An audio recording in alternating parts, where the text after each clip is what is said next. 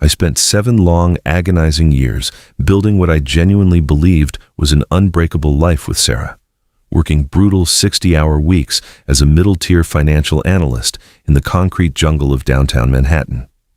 I forewent every personal ambition, skipped weekend nights out with my oldest friends, and practically lived inside a cramped, windowless cubicle. Also, I could save enough money to secure a modest 3-bedroom townhouse in a quiet, tree-lined neighborhood in northern New Jersey. I remembered every single sacrifice like it happened yesterday. I remembered eating cold Chinese takeout off faded cardboard boxes on our bare living room floor because we couldn't afford a proper dining table yet. But back then, we would laugh until our ribs ached, looking into each other's eyes and promising that one day, when we finally reached the summit of our careers, we would look back on those hard times with absolute pride. I was young, foolishly romantic, and deeply naive, believing with every fiber of my being that marriage was an unbreakable contract built on mutual respect, sweat, and emotional loyalty. But looking back now, I realized that while I was pouring my blood, sweat, and soul into laying the foundation for our home, Sarah was merely using me as a comfortable stepping stone. To her, love was never a sacred commitment. It was simply a temporary financial placeholder, a warm body to keep her secure until a higher bidder with a vastly superior net worth stepped into the frame. The shift in our marriage didn't happen overnight like a sudden thunderstorm. It crept in like a slow, toxic poison, subtle and almost invisible at first. About a year before everything completely imploded, Sarah landed a corporate marketing role that exposed her to the lavish, high society events of New York City's elite. Suddenly, our quiet weekend routines weren't enough for her anymore. She became obsessively consumed by the private lives of billionaire influencers, high-fashion models, and wealthy socialites whose daily routines were splashed across social media feeds. She began spending hours late at night staring at her phone screen, her face illuminated by the artificial glow, a look of profound dissatisfaction in her eyes that I foolishly mistook for simple fatigue.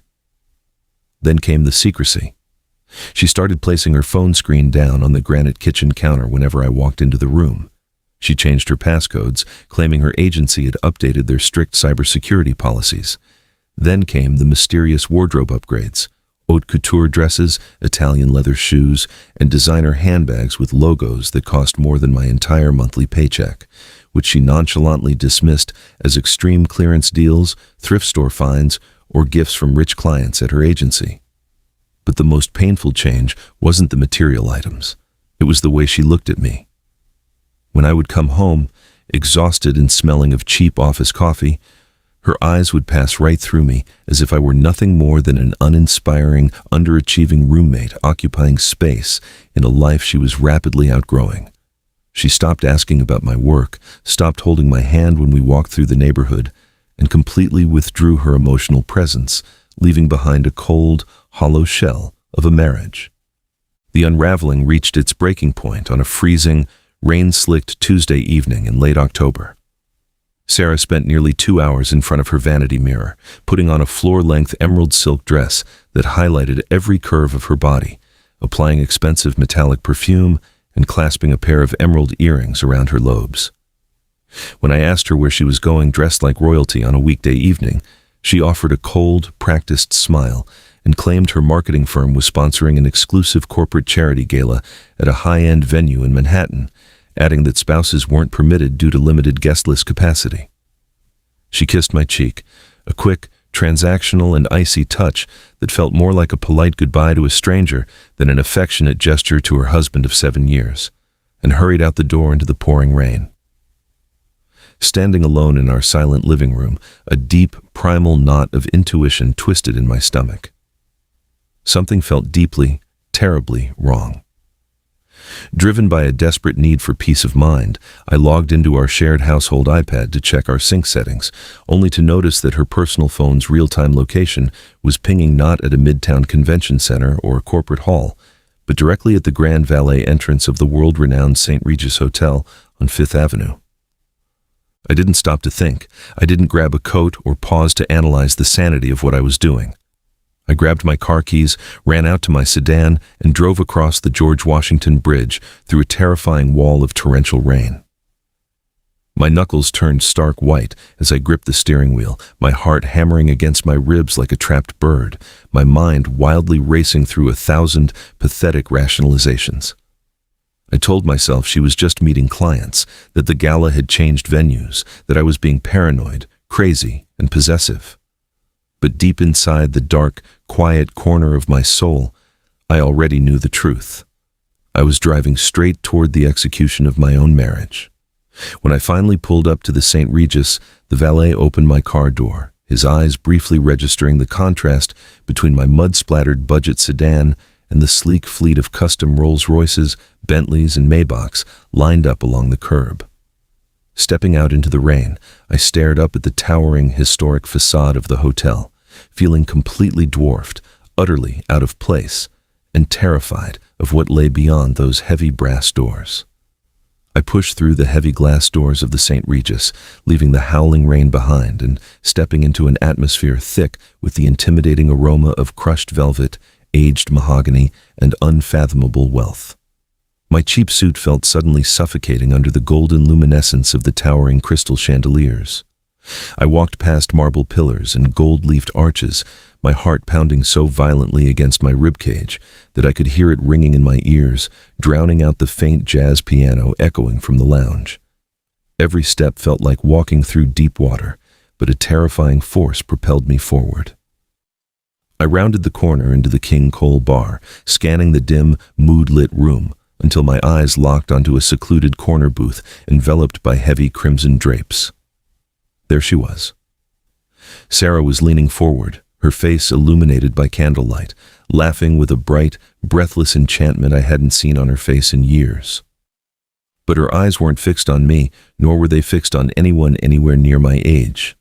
Her hand, sparkling with a fresh, heavy diamond bracelet that had never been bought on my salary, rested comfortably over the liver-spotted, vein-mapped fingers of Arthur Vance, an 82-year-old commercial real estate tycoon whose billions had bought up half the city skyline.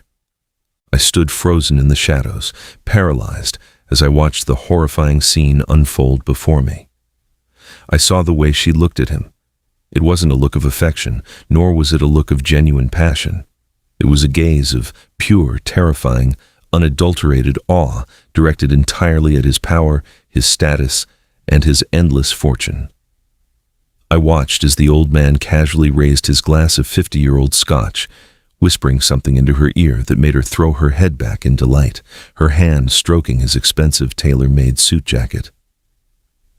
In that single, agonizing second, the last 7 years of my life flashed before my eyes and dissolved into dust.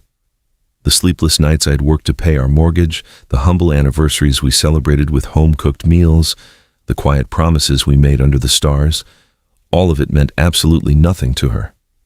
I wasn't her partner. I was just the background noise of her 20s while she waited in the wings for a billionaire to notice her. My shock slowly ignited into a blind, white-hot rage as I walked out from behind the marble column, stepping directly toward their table. The soft clinking of glasses and hushed aristocratic chatter faded into complete static. As I reached the edge of their booth, my shadow fell over their table. Sarah looked up, expecting perhaps a waiter or an acquaintance. But when her eyes met mine, there was no sharp gasp. There was no instant terror, no flush of embarrassment, no desperate attempt to pull her hand away from Vance's frail grip.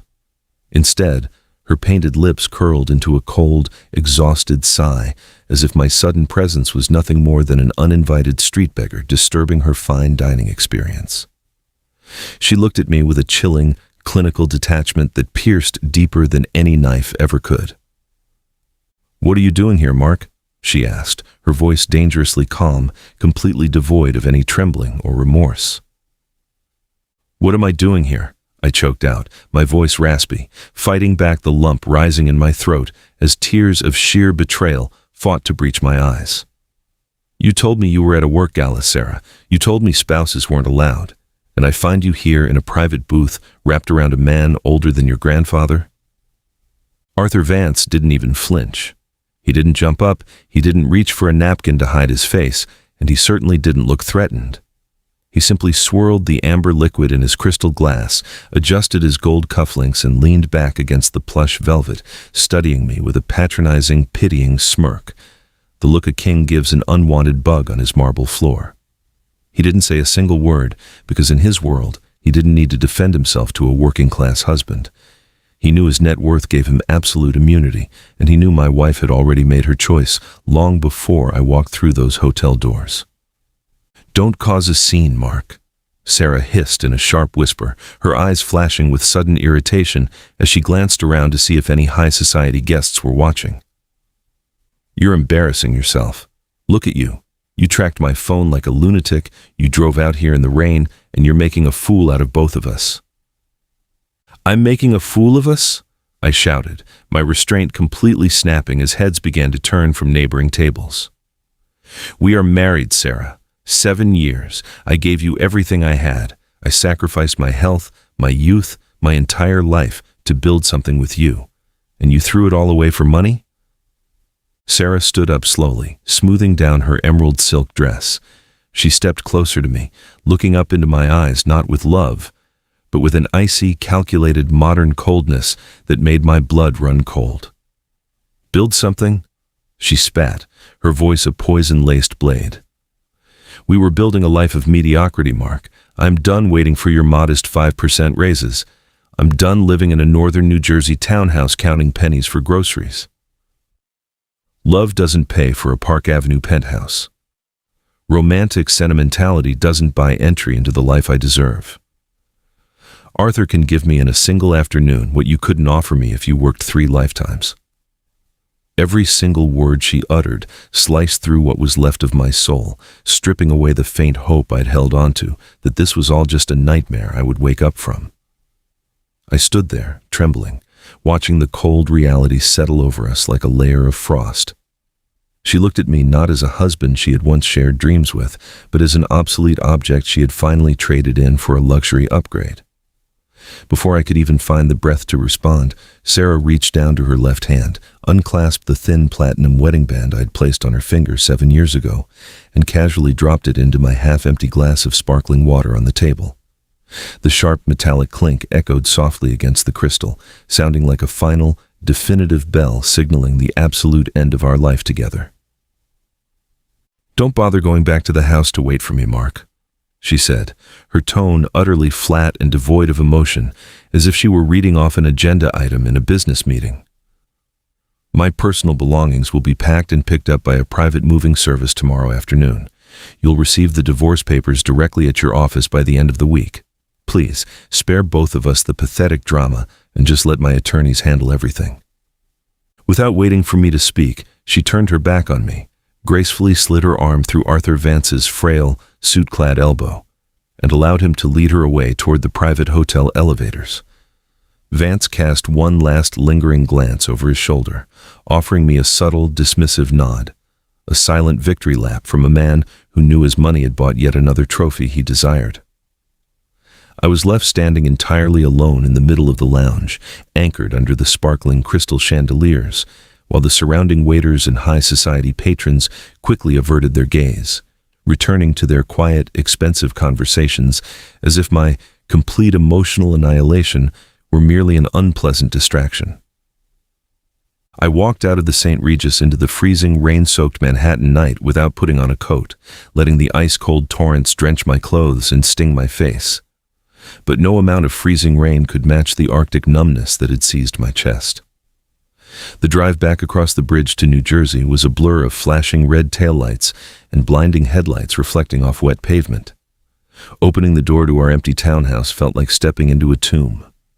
Every room bore the ghost of a promise we had made, the bare walls we had planned to paint together, the empty guest bedroom we had hoped to fill with children, and the quiet kitchen where we used to share morning coffees. Now, it was all hollowed out, replaced by a suffocating silence that made it difficult to breathe.